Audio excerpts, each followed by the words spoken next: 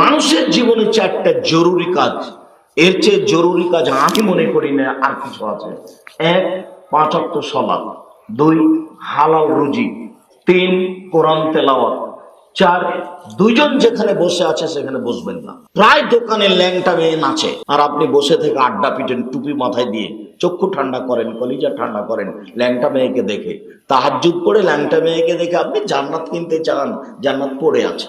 রাসূল সাল্লাল্লাহু আলাইহি সাল্লাম বলছেন হুজবাতিন নার বিশাওয়াত, জাহান্নাম ঘেরা আছে মনের ইচ্ছে দিয়ে। আমি অনুবাদক, এই কথা মুহাম্মদ সাল্লাল্লাহু আলাইহি ওয়াসাল্লাম আজ থেকে 1450 বছর পূর্বে বলেছেন। হাদিস বুখারী মুসলিম। ও হুজবাতিল জান্নাত বিল মাকারিহি, নিয়ম নীতি কষ্ট ক্লেশ ত্যাগ তিতিক্ষা অনেক কিছু দিয়ে জান্নাত ঘেরা আছে। জান্নাত সহজে পাওয়া যায় না, জাহান্নাম সহজে পাওয়া যায়।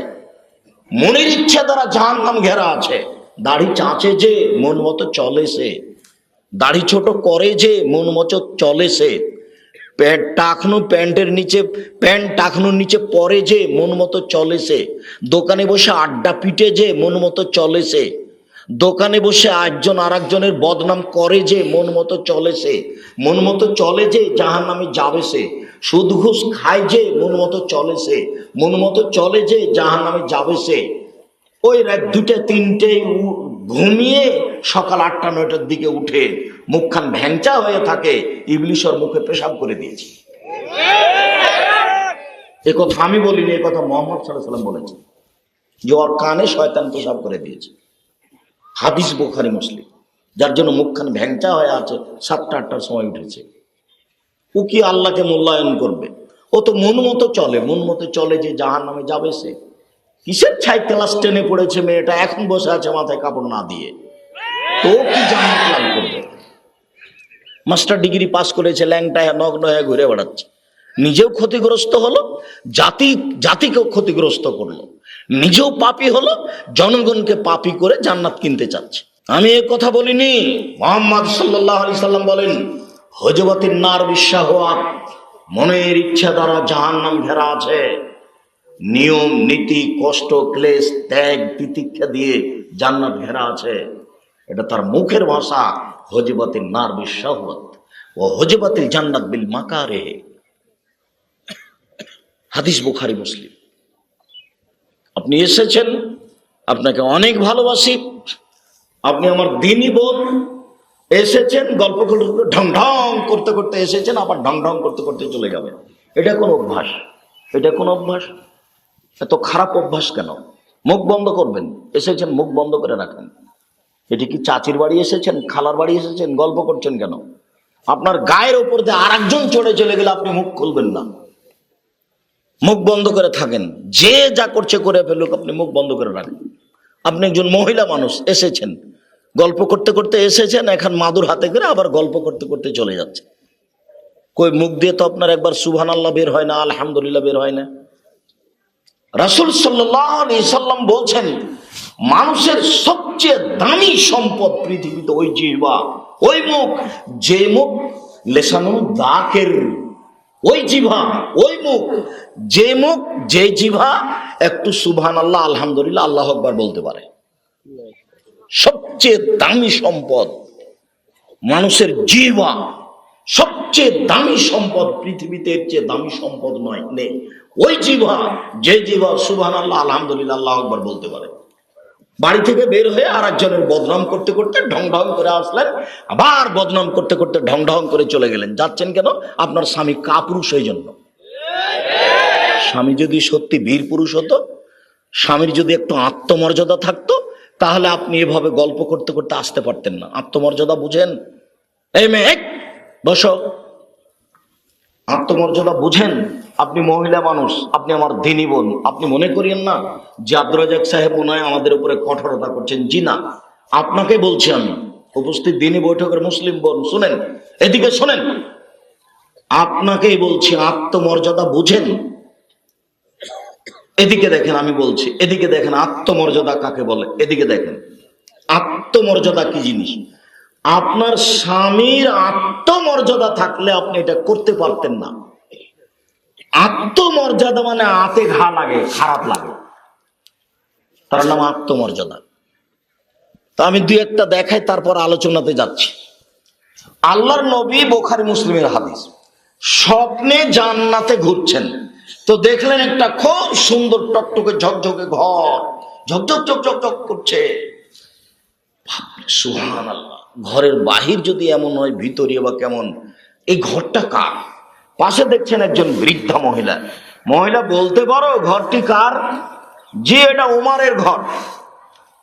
যেমন বলেছেন উমারের ঘর, তেমন আমার আত্মমর্যাদাতে উমারের আত্মমর্যাদা আমার কাছে বাধা সৃষ্টি করলো। আমি তো ঘরে ঢুকতে চেয়েছিলাম, কিন্তু এত বড় মানুষের ঘরে ঢুকবো কি করে? তার আত্মমর্যাদা আমার মনে পড়ল। এত বড় দামি মানুষ, তার ঘরে ঢুকি কি করে?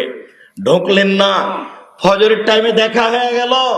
উমার, স্বপ্নে আমি যখন জান্নাতে ঘুরি তখন তোমার ঘরটা দেখলাম, মন চাইলো আমি ঘরের ভিতরে ঢুকি, কিন্তু তোমার আত্মমর্যাদাকে লক্ষ্য করে আমি ঢুকিনি উমার। আল্লাহ রাসূল এই কথা বলতে উমার কাঁদতে লাগলেন আর বলতে লাগলেন, আপনি আমার আত্মমর্যাদাকে হিসাব করেন আল্লাহর নবী? আত্মমর্যাদা তোমাকে দেখাই। উপস্থিত বৈঠকের মুসলিম বোন আপনাকে আত্মমর্যাদা দেখাচ্ছে। এদিকে দেখেন, আল্লাহর নবী উটে চড়ে বাহির থেকে আসছিলেন। তো আবু বকরের মেয়ে আসমা রাদিয়াল্লাহু তাআলা আনহার স্বামী জুবায়ের গরিব মানুষ। তো আল্লাহর নবী তাকে একটা জমি চাষ করে খেতে দিয়েছিলেন। তো তিনি জমিতে খেজুর গাছ লাগিয়েছিলেন। তো আসমা রাদিয়াল্লাহু তাআলা আনহা খেজুরের বোঝা আঁটি মাথায় করে বাড়ির দিকে নিয়ে চলে যাচ্ছে। তো আল্লাহ রাসূল বলছেন, আসমা, তুমি আমার উটের উপরে আসবা, আসো।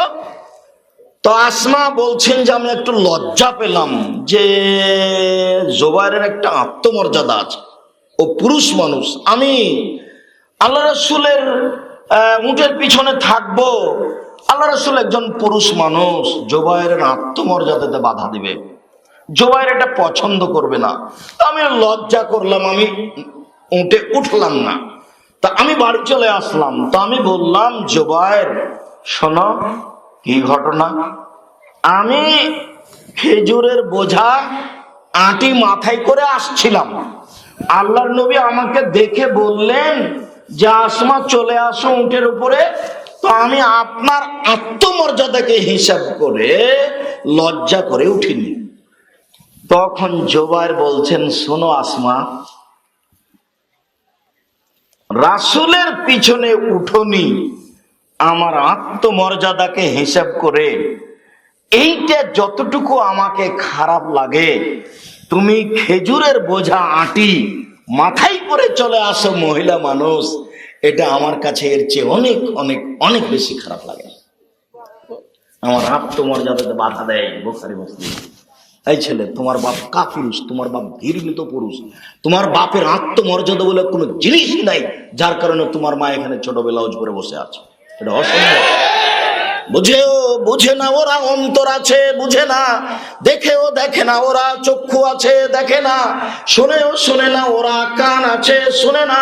উলাইকা কাল আনাম, তারা পশু প্রাণীর মতো, তারা গরু ছাগলের মতো, তারা কুকুর শ্রীগালের মতো, ভালো হওয়া যায় বরং তার চেয়ে খারাপ। তোমার বাপ একজন পুরুষ নয়, সে একজন কাপুরুষ, পশু প্রাণীর মতো। কোন সাহসে, কোন খেয়ালে তোমার মা এখানে এভাবে বসে থাকতে পারে? তোমার বাপের কোনো আত্মমর্যাদাই নাই। তোমার বাপ একটা পশু প্রাণীর মতো বসবাস করে। মনে কিছু নিও না যুবক, তোমার জন্য এসেছি, তোমার কিছু না কিছু উপকার করবই করবো ইনশাআল্লাহ। আমি দায়ী। তোমার মা যে এখানে ঢং ঢং করে আসলো আর চলে গেল, যেন আমি জবাব দিব? আমি কেন জবাব দিব? তোমার বাপ দেবে। তোমার বাপের আত্মমর্যাদা থাকলে এটা করতে পারতো না। চোখ যেভাবে ঘুরে বউ সেভাবে চলে, তার নাম ক্ষমতা। চোখ যেভাবে ঘুরে বউ সেভাবে চলে, তার নাম ক্ষমতা, তার নাম আত্মমর্যাদা, তার নাম পুরুষ। উপস্থিত বৈঠকের মুসলিম বোন, এই কথা বলে আপনাকে আমি খাটো করতে চাইনি। আপনার জন্য জান্নাত সহজ। যদিও মুহাম্মদ সাল্লাল্লাহু আলাইহি সাল্লাম বলেছেন, আমি যখন জাহান্নাম দেখলাম তখন দেখলাম শুধু মহিলা আর মহিলা। জাহান্নাম বলতে শুধু মহিলা আর মহিলা, জাহান্নাম ঘেরা শুধু মহিলা দিয়ে। এই কথা ঠিক, এরপরেও তোমার জন্য জান্নাত যত সহজ,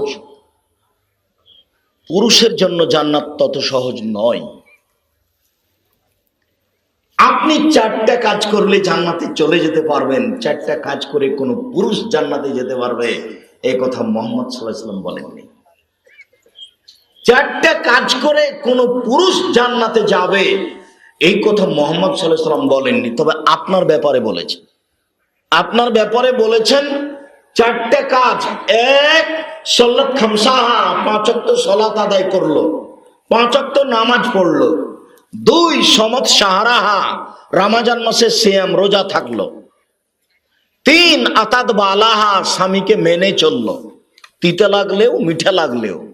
4, আহসানাত ফারজাহা, জেনায় লিপ্ত হলো না। তাহলে তার জন্য জান্নাতের সব দরজা খোলা।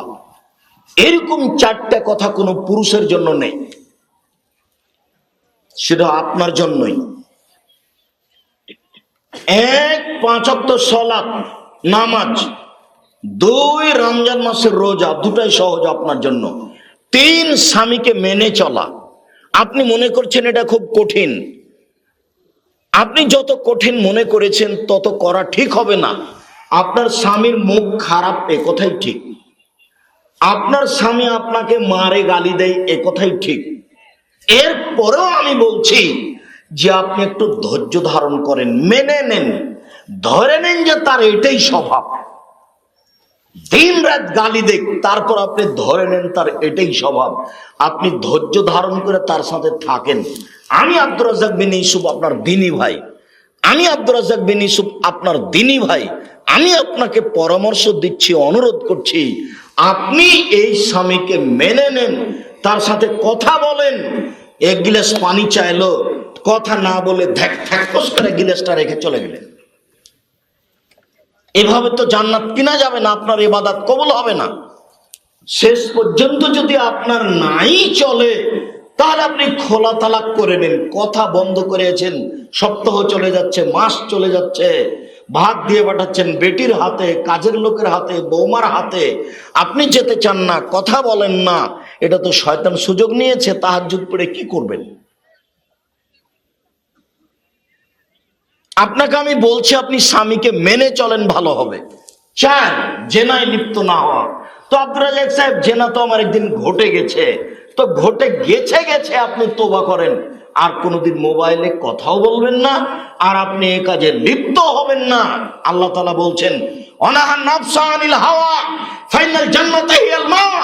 পৃথিবীর পুরুষ নারী তোমরা মনে রেখো, যারা নোংরা অশ্লীল কাজ বন্ধ করতে পারবে আমি আল্লাহ তাদেরকে জান্নাতুল মাওয়া দিয়ে দিলাম। একবারে খোলা মাঠে ঘোষণা আছে কোরআন মাজিদে। আল্লাহ তাআলা স্পষ্ট করে ঘোষণা করে দিয়েছেন, পৃথিবীর মানুষ মনে রেখো, আদমের ছেলে মনে রেখো, যারা পাপ করছো যদি পাপ বন্ধ করে দিতে পারো, অশ্লীল কাজ যদি বন্ধ করে দিতে পারো, আমি আল্লাহ ঘোষণা দিয়ে দিলাম তোমার জন্য জান্নাতুল মাওয়া আছে। তা আপনি আজ থেকে বন্ধ করে দেন। আর এই ছেলে তো যেমন বলে গেছিলাম যে চাঁপাই নবাবগঞ্জের একটা নিয়মের নামের উপরে পেশাব করে দিয়ে উঠো, সেটা কি জানো? ডুলি বিবি। ডুলি বিবি শব্দটাতে পেশাব করে দিলাম, এই শব্দ বলে উঠবে, যেন আর কোনোদিন তোমার বিবাহতে ডুলি বিবি না বসে। বড় মেয়েরা যেন না নাচে, ওরা যেন গীত না গায়, এটা বলেছিলাম। আজকে বলো যে বড় মোবাইলে পেশাব করে দিলাম। ওই মোবাইল আর কোনোদিন ব্যবহার করবো না, যে মোবাইলে ল্যাংটা মেয়ে নাচে ব্যবহারই করবো না, ওকে ভেঙে ফেলে দাও। ও তোমার ক্ষতি করেছে, তোমার বংশের ক্ষতি করেছে, তোমার বাপের ক্ষতি করেছে, তোমার মায়ের ক্ষতি করেছে, তোমার জাতির ক্ষতি করেছে, তোমাকে জাহান্নামে ঠেলে দিয়েছে, তোমাকে দিন রাত ল্যাংটা মেয়ে দেখায় এই মোবাইল। এই তোমার কত ক্ষতি করেছে আমি তোমাকে কি দিয়ে বুঝাই? সম্মানিত দিনী বোন, আপনার জন্য জান্নাত সহজ, পুরুষের জন্য জান্নাত সহজ নয়। আর আপনি যদি বলেন আব্দুর রাজ্জাক সাহেব, আপনি দেখবেন একটা কথা বলছিলেন, সেটা হলো কেউ যদি ওযু করার পরে বলে আশহাদু আল্লা ইলাহা ইল্লাল্লাহু ওয়াহদাহু লা শারীকা লাহু ওয়া আশহাদু আন্না মুহাম্মাদান আবদুহু ওয়া রাসূলুহু, তাহলেও জান্নাতের সব দরজা খোলা। হ্যাঁ, এই কথা ঠিক, হাদিস তো বুখারী মুসলিম, এটা সবার জন্য। পুরুষ যদি অজুর পরে বলে তো তার জন্য, নারী যদি অজুর পরে বলে তার জন্য। যদিও আমরা বক্তব্যে শিখেছিলাম অজু করার পরে এই দোয়া পড়তে হয়, আল্লাহুম্মা জাল্লি মিনাত তাওয়াবিন ওয়াজাল্লি মিনাল মুতাতাহিরিন। এই দোয়া চলে, এতে নেকি হবে। তবে কি নেকি হবে এই কথা মুহাম্মদ সাল্লাল্লাহু আলাইহি ওয়াসাল্লাম বলেননি। আর এই দোয়া যদি কেউ পড়ে অজু করার পরে, আশহাদু আল্লা ইলাহা ইল্লাল্লাহু ওয়াহদাহু লা শারীকা লাহু ওয়া আশহাদু আন্না মুহাম্মাদান আবদুহু ওয়া রাসূলুহু, তাহলে জান্নাতের সব দরজা খোলা। এই কথা আমি বলিনি, আমি অনুবাদক। এই কথা মুহাম্মদ সাল্লাল্লাহু আলাইহি সাল্লাম বলেছেন। আর হাদিস বুখারী মুসলিম।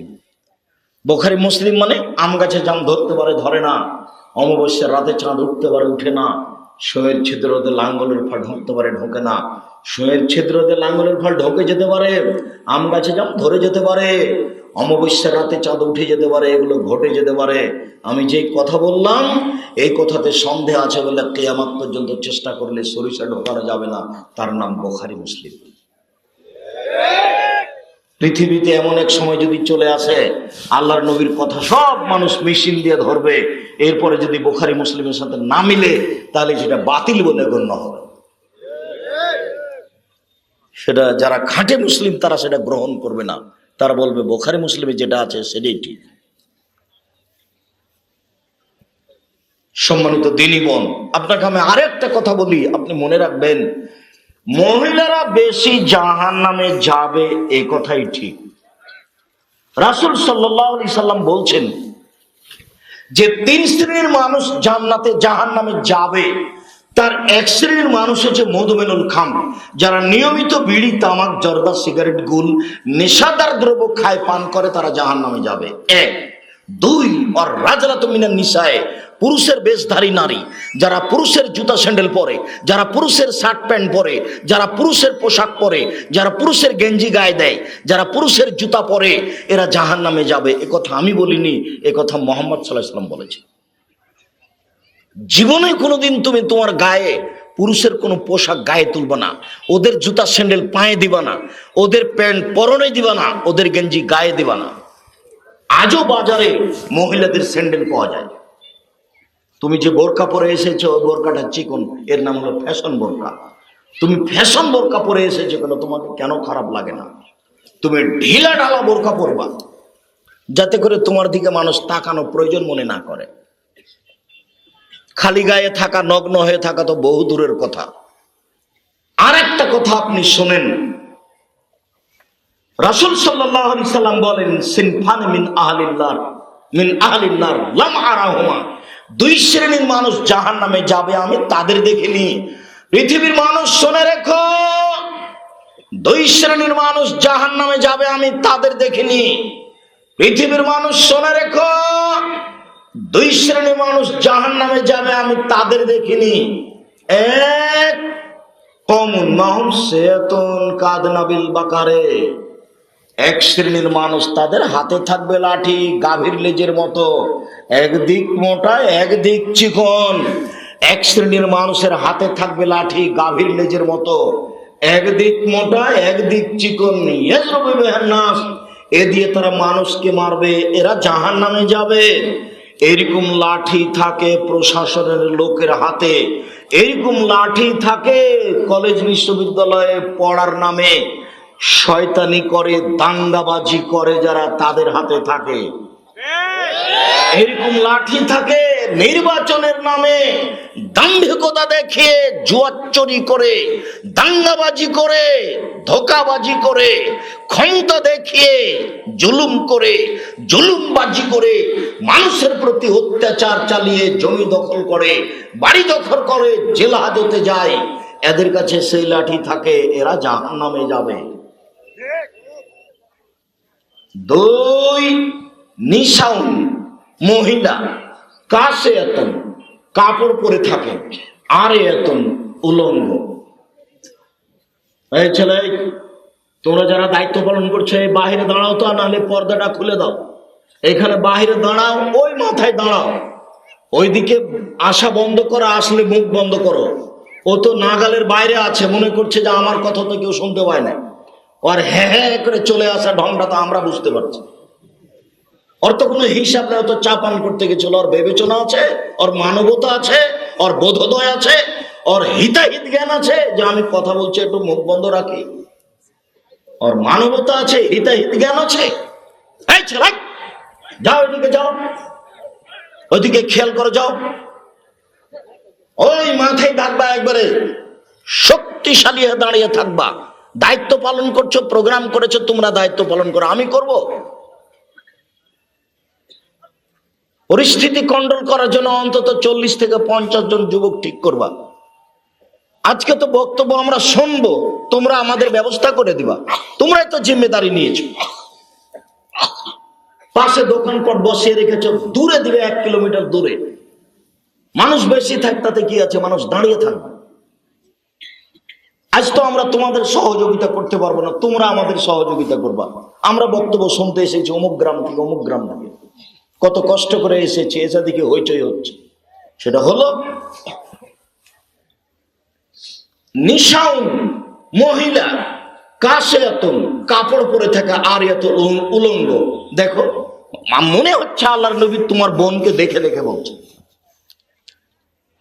মনে হচ্ছে যে আল্লাহর নবী তোমার বোনকে এভাবে দেখে দেখে বলছেন। দেখো না, তার মুখের শব্দ দেখো, নিশাউন মহিলা, কাশেয়াতুন কাপড় পরে থাকে, আর এতুন উলঙ্গ। মিল খায় না তোমার মার সাথে? এই যে দেখো, তোমার মা ছোট ব্লাউজ পরে আছে, পেট দেখা যায়, পিঠ দেখা যায়, এই পর্যন্ত হাত দেখা যায়, এটা কি? আমি তো 20 বছর আগে বলেছি লম্বা হাতের ব্লাউজ পরতে হবে, এখনো তোমার মা ছোট ব্লাউজ পরে আছে। তোমার বাপের জন্য দায়ী, তোমার বাপ কাপুরুষ, তোমার বাপ কাপুরুষ, তোমার বাপ কাপুরুষ। আমি ছোট ব্লাউজ পরা যাবে না এই কথা বলিনি। ছোট ব্লাউজ কোনো ব্রেসিয়ার পরে থাক, ব্রেসিয়ার কোনো এমনিতেই থাক না কেন, যেখানে তার দেবর নাই, যেখানে তার ভাসুর নাই, সেখানে কিভাবে থাকবে সেটা তার ব্যাপার, তার স্বামীর ব্যাপার। যেখানে দেবর আছে, যেখানে ভাসুর আছে, যেখানে গ্রামবাসী আছে, সেখানে সে কিভাবে থাকতে পারে? লম্বা হাতের ব্লাউজ হতে হবে, যারা হাত হবে কবজি পর্যন্ত, নিচের দিক কোমরের নিচে চলে যাবে, তার নাম পোশাক। আর যদি শাড়ি পরে, শাড়িও হারাম বলিনি, শাড়ি পরলে পায়জামা পরতে হবে, মোজা পরতে হবে। কেন? শাড়ি যদি পরে মোজা না পরে, তাহলে রিক্সার উপরে পা ওঠাতে হাঁটু পর্যন্ত পা খুলে যাবে। তোমাকে যে খারাপ লাগে না, তোমার বাপকে যে খারাপ লাগে না, কারোর কাছে যে আত্মমর্যাদা নেই, সবাই যে পশু প্রাণীর মতো দিন কাটাচ্ছে, কাউকে যে খারাপ লাগে না, বউ যে আস্কারা মাস্কারা মুখে চোখে লাগিয়ে ঘুরে বেড়াচ্ছে, একটুকু খারাপ লাগে না। কই, আমাদের তো হাটে বাজারে না গিয়েও চলে, চলে তো।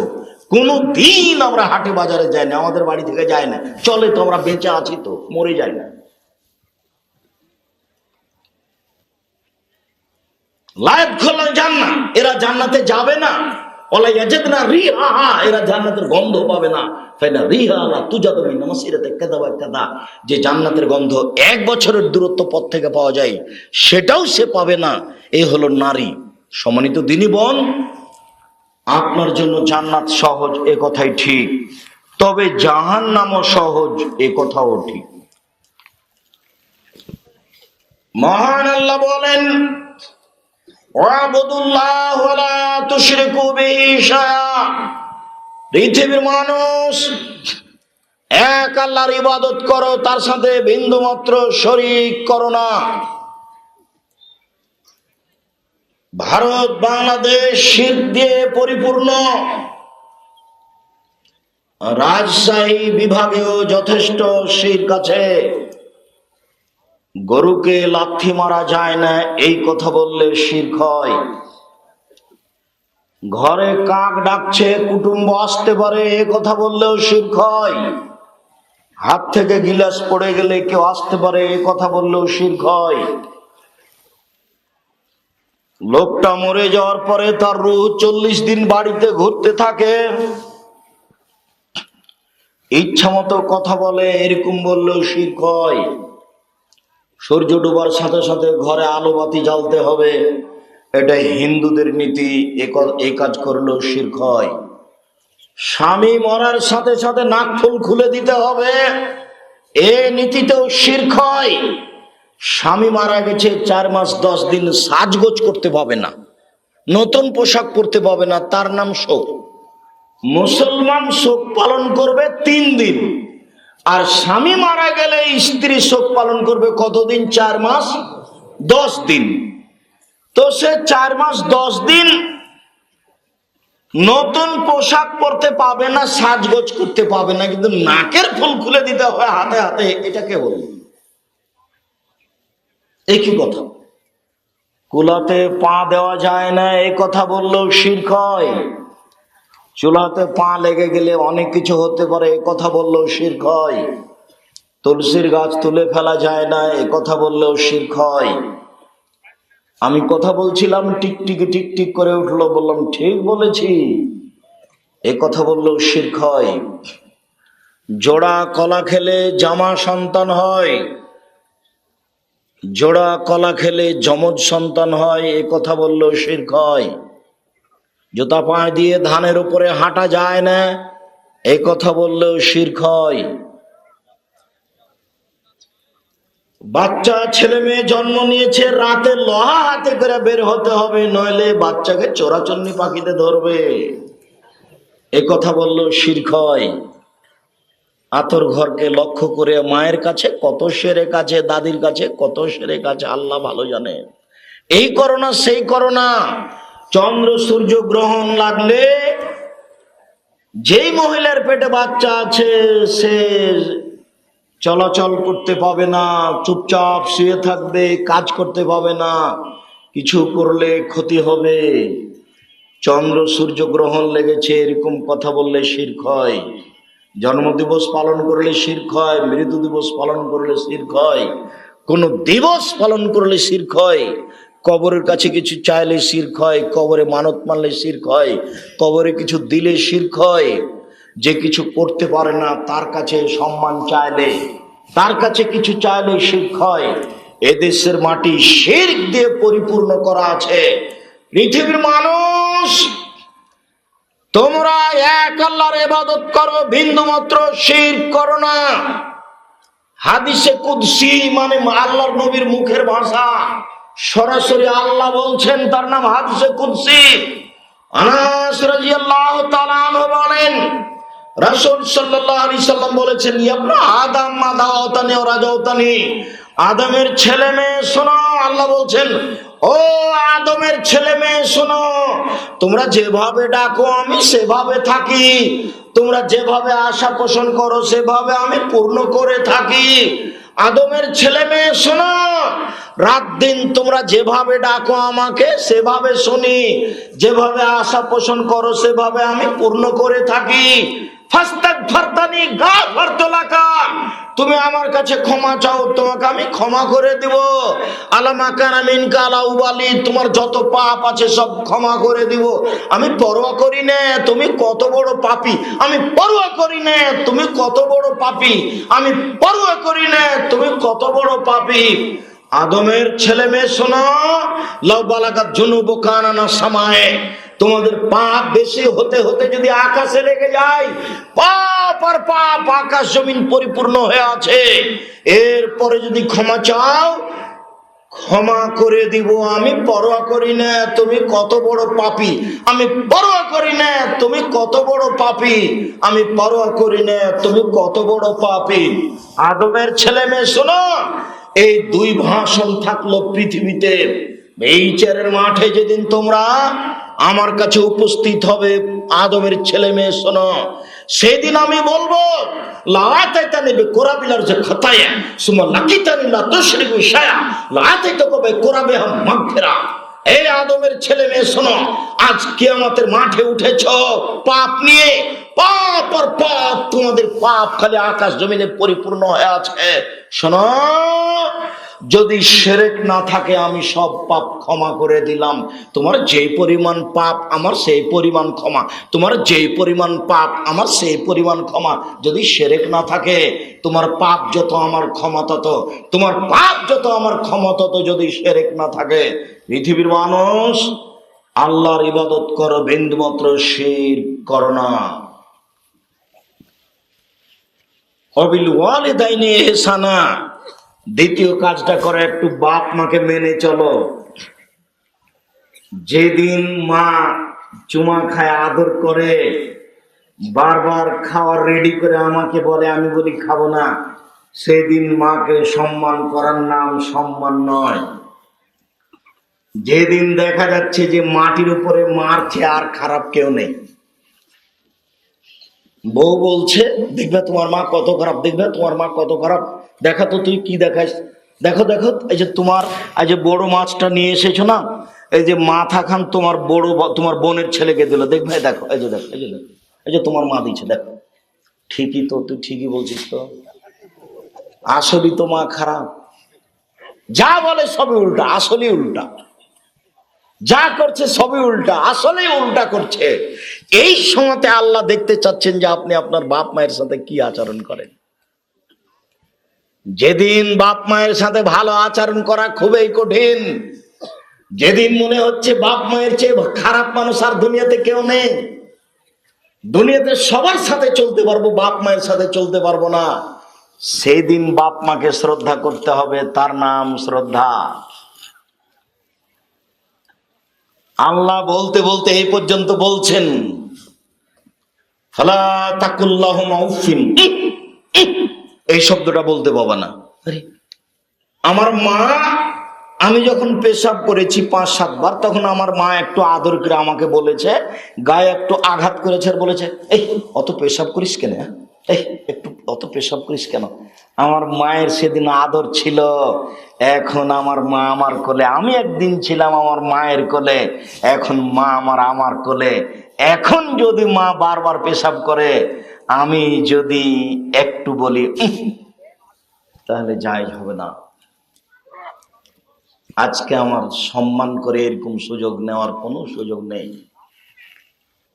পেশাব পরিষ্কার করব আমি, পায়খানা পরিষ্কার করব আমি, কাপড় বদলে দিব আমি, গোসল করিয়ে দেবো আমি। আমার বোনেরা চলে গেছে শ্বশুর বাড়ি, আমার স্ত্রীকে বলেছিলাম তুমি আমার মাকে দেখিও, তখন আমার স্ত্রী বলছে তোমার মা অকথ্য ভাষা আমাকে গালি দেয়, তোমার মাকে দেখবো মানে তোমার মাকে তুমি দেখো গা। আমি সব বৌমা এমন এই কথা বলি না, বৌমা ভালো হোক এটাই চাই। উপস্থিত বৈঠকের মুসলিম বোন এদিকে শোনেন, এই মেয়ে শোনো, তোমার শাশুড়ি তোমাকে গালি দেয় এ কথাই ঠিক, তোমার শাশুড়ি তোমার নিন্দা করে এ কথাই ঠিক, এর পরেও বলছি জীবন বাজি রেখে তুমি শাশুড়িকে মূল্যায়ন করো, তোমার রুজিতে বরকত হবে, তোমার ফল ভালো হবে, এ কথাও ঠিক। আর তোমাকে বলে যাচ্ছি যুবক, তুমি কোন সময় তোমার বোনের ভাগ্নিদের ভাতকে ভারী মনে করো না। তোমার বউ কিন্তু বলছে বারবার, দেখো তোমার ভাগ্নি আসে, তোমার ভাগনা আসে, তোমার বোন আসে, তোমার বাপের দোস্ত আসে, কত মানুষ আছে, এত রান্না করা যাবে না।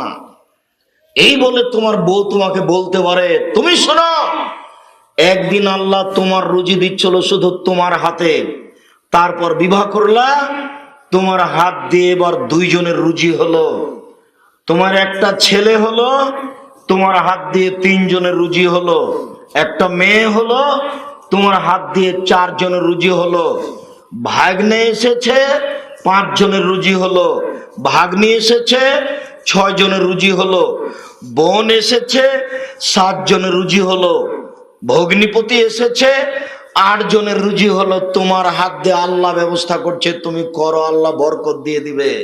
তুমি বলে দিও, আব্বা আমার কাছে খাবেন, আম্মা আমার কাছে খাবেন, আমার ভাগ্নে আমার কাছে খাবে, ভাগ্নি আমার কাছে খাবে, বোন আমার কাছে খাবে, দোলা ভাই আমার কাছে খাবে, আমার বাপের যত আত্মীয় স্বজন আছে সব আমার কাছে খাবে। তুমি খাওয়াতে শুরু করো তো, তুমি 6 মাস পরে দেখবে তোমার টাকা পয়সা বেশি হবেই।